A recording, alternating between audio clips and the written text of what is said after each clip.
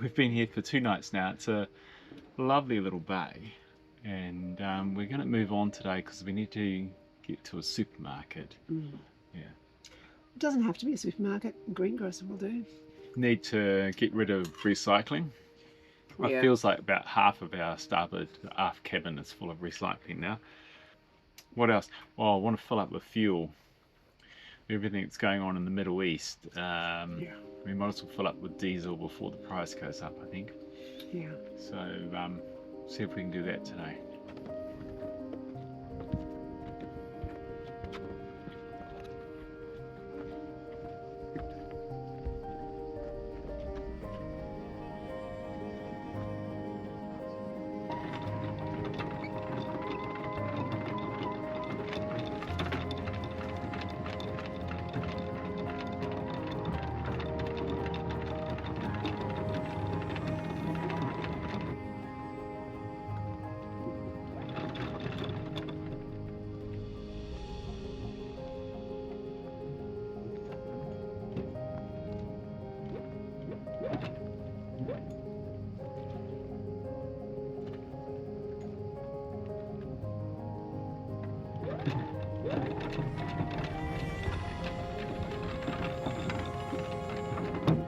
Okay.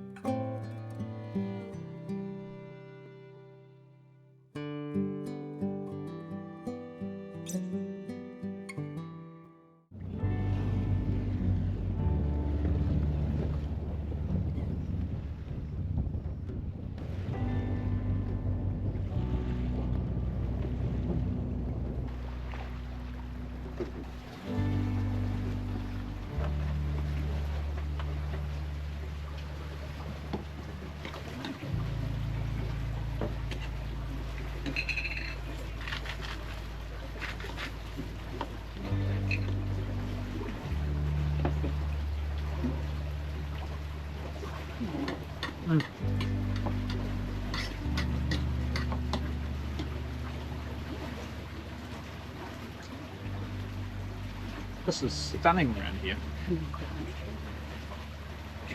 Best restaurant views ever. Not only are there beautiful little bays and shelter, there always seems to be a little bit of breeze. Well, always, for the days that we've been here. So you can sail, and it's not far. We're starting just a bit over an hour today. And the views of the islands and stuff are stunning. The rocks are amazing. And the other boats are amazing. I think we're in the playground of the rich here. Lovely. I think we're probably not quite in the... Not there yet. Not It quite, gets richer. but yeah. It's really nice, lovely. How fast are we going, honey? Hang on, let me guess. 1.5. That's what I love about my wife. She always thinks things are bigger or faster than what they really are. 0.7 of a knot. Might have to stick the engine on. I think we're losing all of our wind with that little rock behind us.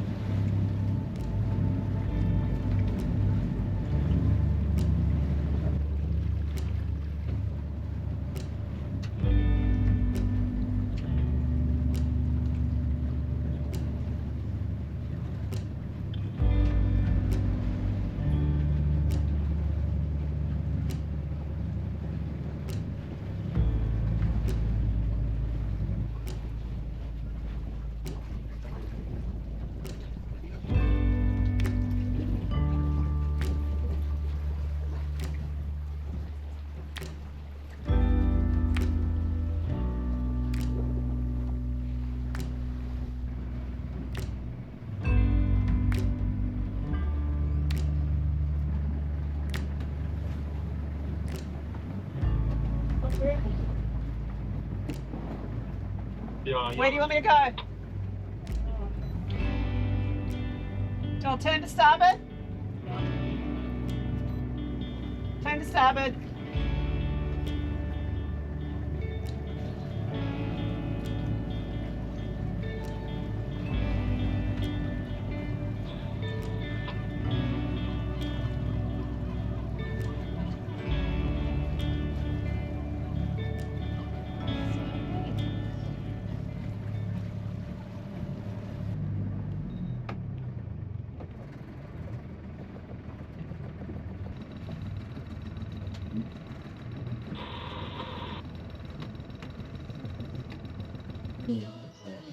E poi dici che ci stava la cena, no? Just Tell same us one. what you did.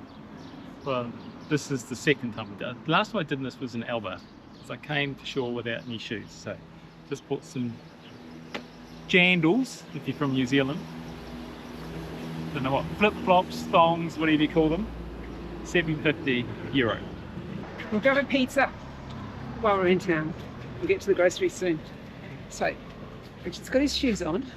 Yep. Jude's got a jewellery on. I've got my fancy jewellery. We're looking like $1 million. Or at least €2, I reckon. Yeah. So, find a restaurant for dinner. And this looks really good. Oh. It's here.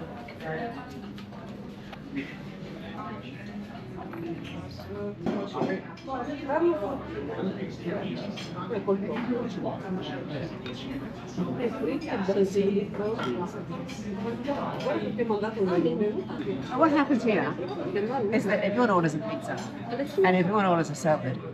They're huge. So we order one pizza, one salad to share. They automatically give me the salad. Give him the pizza. Grazie. Look at the size of this pizza. It is like too big for the plate. Holy moly.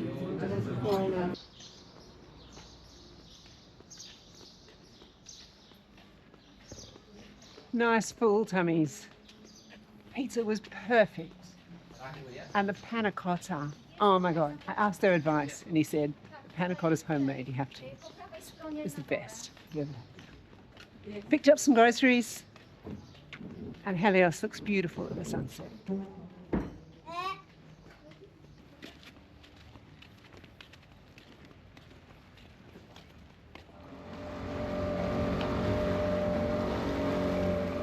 Had a bit of a busy day of editing videos and time for pizza in town, I think.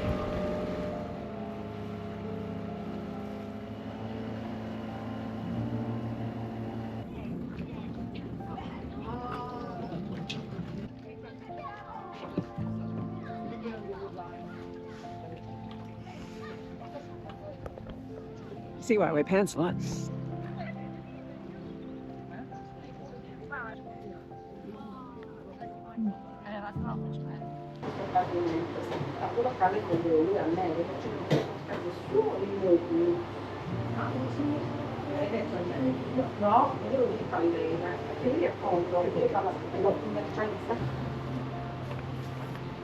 So good. I've got passion fruit and melon, cantaloupe. What do some people call it? Rock melon. Okay. Beautiful. What'd you get? Mine is fragola, strawberry, and pesca. Pesca. You took the This is peach. Want to go down to the waterfront?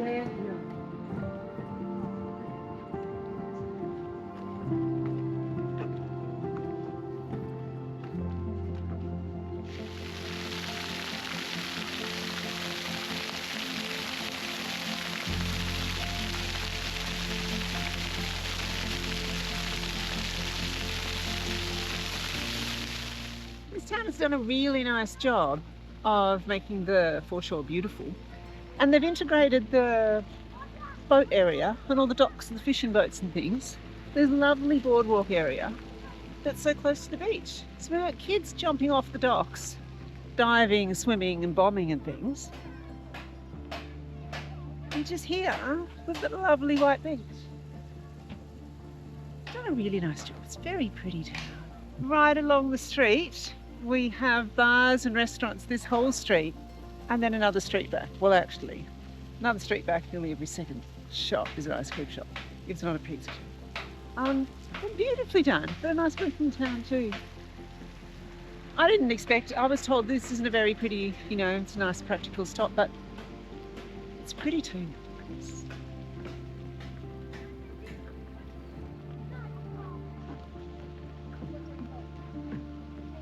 Ready to jump on?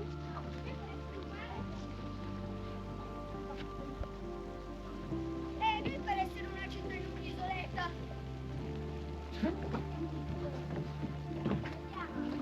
Keep it. No, ne aspetto tutta l'acqua.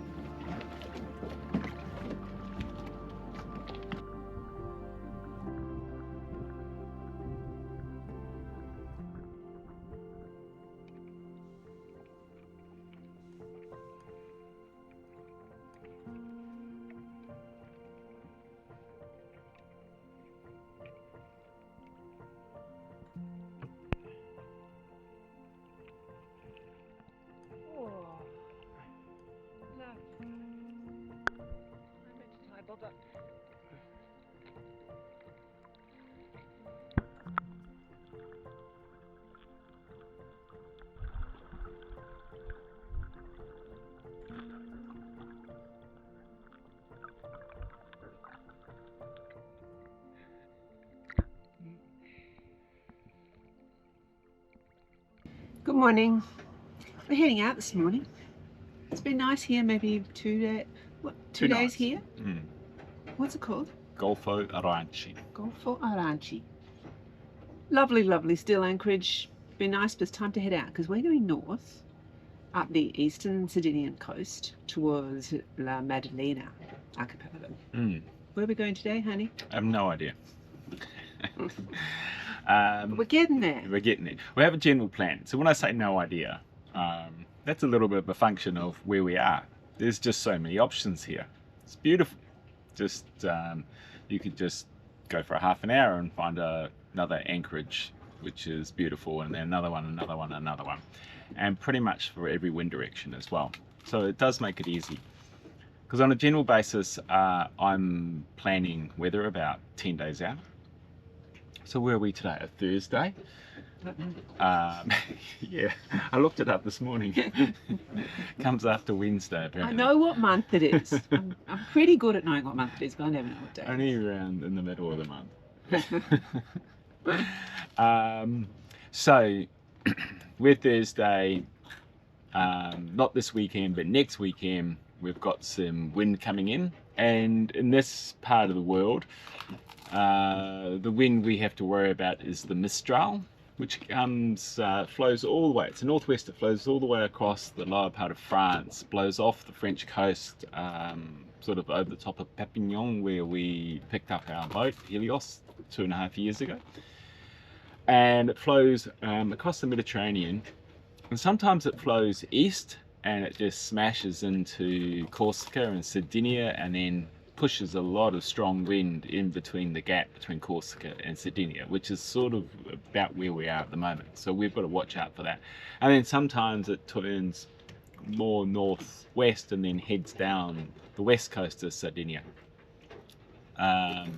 So it's something that we've got to be conscious of. But for the next 10 days, the weather's looking pretty good. Now, La Maddalena, where we're going, is very popular.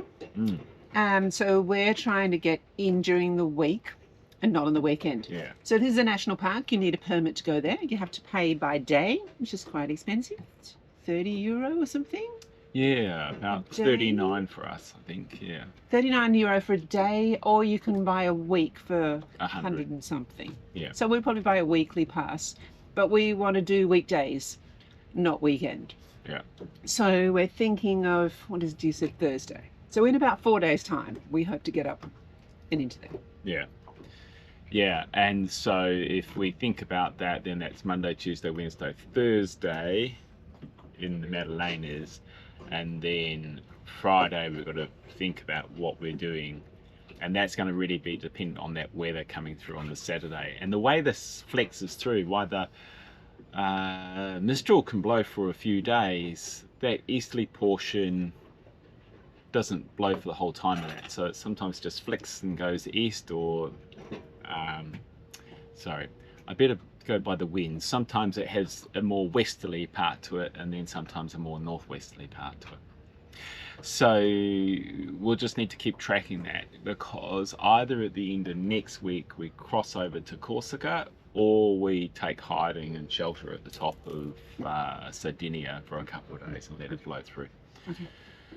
And so the other thing with the Maddalena is you're not allowed to anchor overnight. So we have to shoot back to the mainland at the end of every day, and that's not too bad because it's probably less than an hour to get back.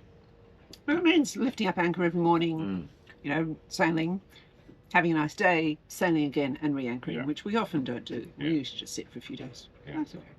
So there's basically 4 apps that I use. Predict Wind I use for the wind. It uses an array of standard models. Some people use Windy, etc. They all seem to play around the same sort of models. I like Predict Wind. Other people like Windy. It's just, I think, a personal choice on that. And then for looking for anchorages, I use Navily. So it shows on the map where the anchorages are, what the swell and wind is going to be at that anchorage, and people give reviews. So it's really quite handy. And reading through the reviews, you can find helpful information about where you can take the dinghy to shore, but more importantly to me is what you can't do or what you should look out for, rocks and etc. And they'll also tell you where to put your rubbish and where the supermarkets are, that kind of stuff.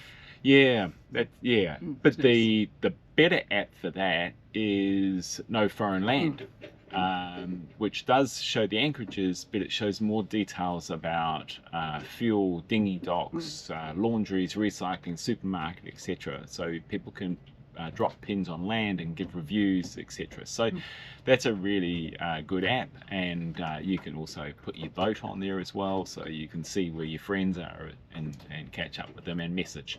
And it's free, and it's all done by volunteers. So thanks, guys at No Foreign Land. Yeah. We love you.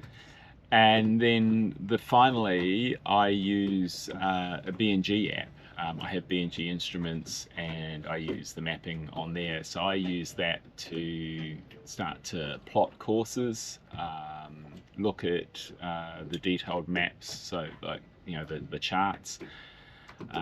So again, I can see depths and rocks and obstructions and other details like that are on the charts, and also I can calculate based on the weather, what my sailing angles might be and what my wind angles might be, and of course how far it is from one place to another, so we can calculate the time for our passage. So typically in a place like this, you just keep an eye on the weather, and because you've got many options, you can make decisions late. Coming up the east coast, when we were going from the southern Sardinia to northern, we had to be a lot more planning further out, because the options to take shelter are far fewer up that coast. So in those sorts of times, you've got to have a plan with some plan B options as well, a few days out. And constant monitoring. I reckon you would be checking the weather a couple of times a day. At least, yeah. Is always on it, because things can change pretty quickly, and it could be that we have to go somewhere that's not close. It could be that we need a little bit of time. And as an example of that, when we were in the bottom of Sardinia, we were going to go up the west coast, and then because of the changing weather forecast over the next 10 days, we decided the east coast was the better option. Anyway, that's what we do. come with us, and we'll go and discover together where we're going to be today.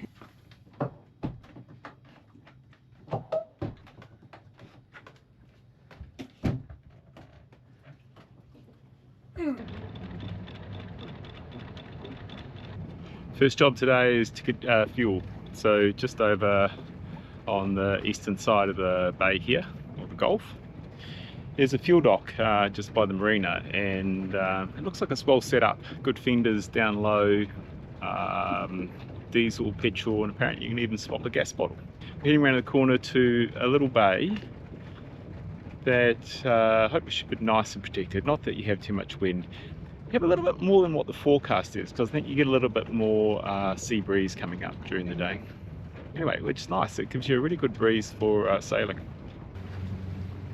Going in for fuel is one of my least favourites to do with. I'm just always scared of going up to a dock we don't know whether we're going to hurt the boat. Got a side full of fenders. They've got low fenders on the wall.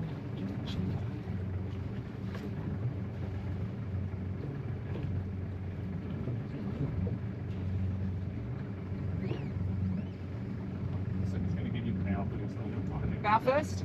Do they have lights? Oh, yeah. Tell me when you got it on.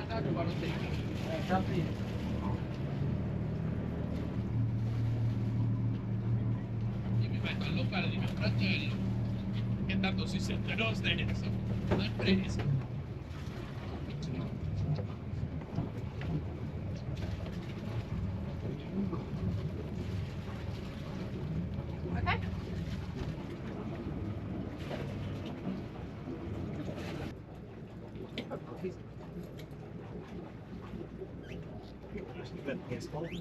Oh, yeah. No.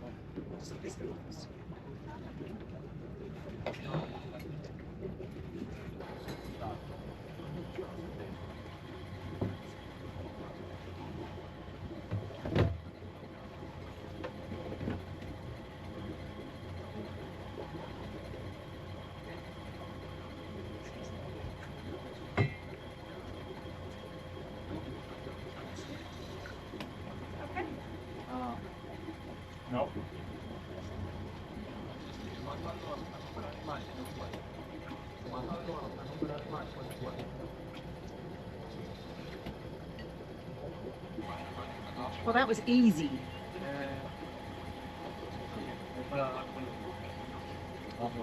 Camping gas. Change. Change? Is change it? Yeah, change is fun. Yeah. We're trying to get our gas changed over. We have 2 little bottles. And they're called camping gas. Camping gas. There are different standards. Sometimes they can't fill it. And he's just on the phone to see if he can get us right. Okay. Sounds good. Okay, so he's rung up someone and I think they're going to bring down another bottle for us. You can pay a lot for gas. Refill we can get as cheap as €8.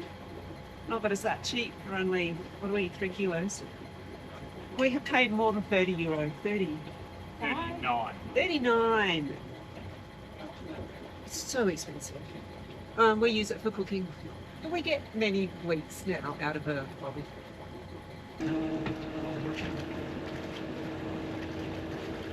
Someone else wanted to get fuel, and we're waiting on the gas bottle that has to be taken off down to the port. So we need to do a little bit of a U-turn and then stop down there. Can we fit down there? Or do you want to hang out? No, I'm just going to hang out. Okay. You undo the valve. Right now?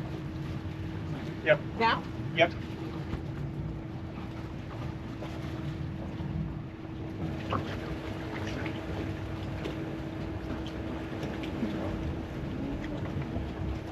Oh, 10 or 16? Or 17? Yeah.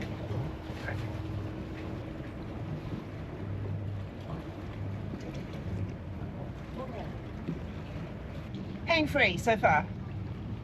It's very nice. Great big fenders down below. Hey, Yeah, really. I'll look after anybody. Always like to get a couple of photos so that on No Foreign Land we can just put a review in. It's always handy just to get a little bit more information about what's available and you know, what it looks like, what you're expecting. And even if it's just the height of the fenders, that's always a problem. I think we've got about 4 or 5. At the last minute, you have to move them, and that takes quite a few minutes. But these are really good fenders down low that keep you off no matter how big your boat is. But we're not newbies. We're pretty proud. Jude always worries, but we always do it pretty good. Yeah. We've never really stuffed up. This is easy today though because there's a gentle breeze just blowing off. So it's really easy to come in slow. The worst thing is you can just end up being too far away.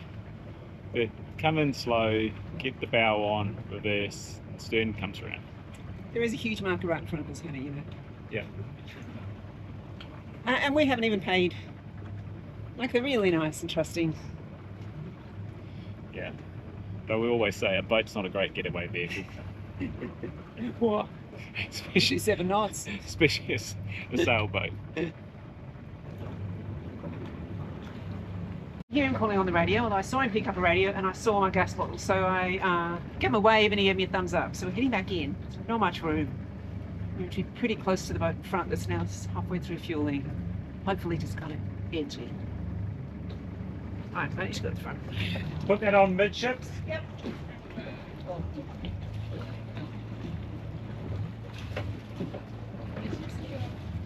Tell me when it's fast. Good.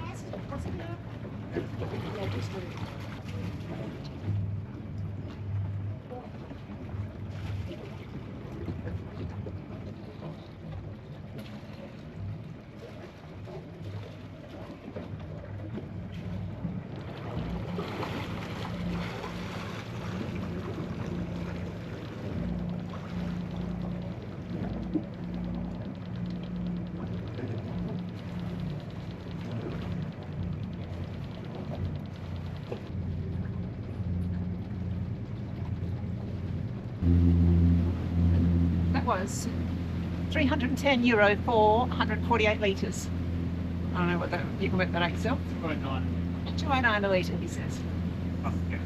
148 litres of our 200 litre tank, so we needed it.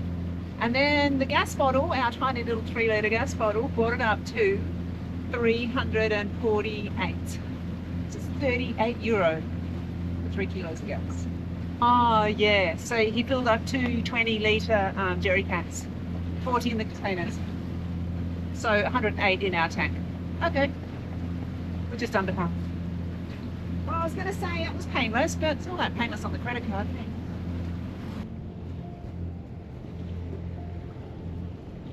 Look at this square rigger. Hope we can get close enough so I can see its name and then I can look it up. How fun! I see some floaty things in the water like sups or fun toy kind of things. Maybe it's a charter. It's a very beautiful part of the world. These rocks just rise up out of the water all over the place.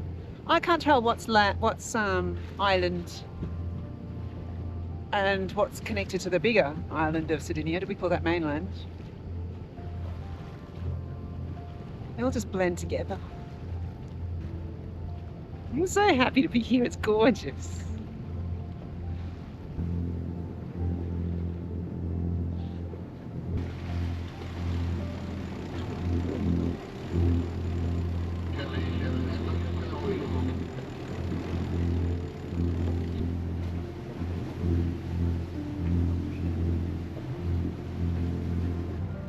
Nice little bay we found. There's hardly any boats in here. Where are we going, honey? It's over here by that big cow boat. Well, when I say big cow boat, That's a big power boat. there's the big power boat. So many big boats here. The big little power boat. Looks to be a patch of sand just over there. Yeah, I see. Quite sandy, quite a lot of sand in the bottom here. It's a town. We had pizza for dinner last night and the night before. It's not pizza. And ice cream for dessert last night, and tiramisu, and chocolate fondant for the night before. I think we'll eat at home sometime. We always have Polaroid glasses. Gives me able to see through the glare of the water, obviously, And you can see we aim for the light patches of water, so that means sand. Much nicer here where the sand is so white, it's really clear. The dark patches are weed, I call it weed, Posidonia, I think it's called. And it's actually illegal to put your anchor in the grass. It's protected everywhere. So we're really careful, but with our good glasses we can see straight through the water. The issue is timing, and we work together with that because I'm up the front and I can see where the patches are a bit clearer than Richard back here. But he knows how deep it is and he knows how fast he's going and can better judge the time it's going to take from when I start dropping the anchor to when it hits the bottom, because we're always moving as we drop the anchor. So he'll be going backwards pretty slowly when I start to drop, so that when it hits the bottom we're clearly reversing. So it's a little bit of coordination. Gotta go. Perfect drop, lovely sand. I think I'm having a swim today. I'm surprised at how quiet it is here, considering all the boats we saw on the way here. Which I reckon means there's somewhere even better to go to. Maybe tomorrow. This is pretty nice. What you doing, honey? I'm just setting the fuel to full. We've got a new engine interface that shows how much fuel we're using. So you can see here, right idling over on the instruments here, we're using half a litre an hour. So it should use that information to calculate how much fuel we've used for each trip, and then sort of keep a lot more accurate measurement than the fuel gauge we've got inside on the tank. So that's our litres per hour, but then that's our fuel percentage, and that should be now reading 100%, but it's not. I'm not quite sure why. So do a bit of research to see what's going on.